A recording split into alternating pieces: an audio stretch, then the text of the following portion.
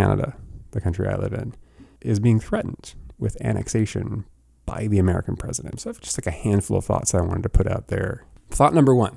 So over the last 2 decades in Canada, polarization in Canadian politics has been increasing. And none of the events of the last 6 weeks have addressed the core drivers of polarization. And when we think about polarization, we can think about it, there's like healthy, holistic polarization, and then degenerative, destructive polarization. Healthy, holistic polarization would be sort of like if you think of the North and South poles. That is a healthy, holistic polarization. It doesn't tear the earth apart. Destructive polarization, that's what happens when people start to hate their political opponents, make harsh judgments about them based on, if you know one thing about what they stand for.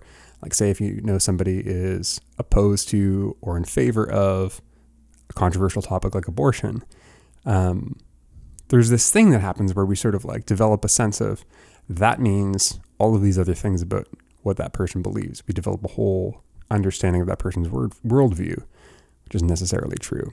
But fundamentally, destructive polarization is polarization that is not happening within the context of a united whole. It's happening with at least the impact of destroying the whole. And I see that as part of what's happening in Canadian politics.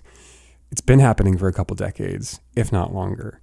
It's an issue I worked on, studied, tried to learn as much as I could about over the last decade and a half. And I fail to see how this crisis resolves that issue in any kind of permanent or sustained way.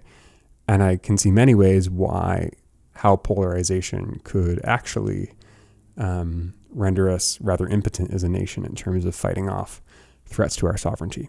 So that's top of mind.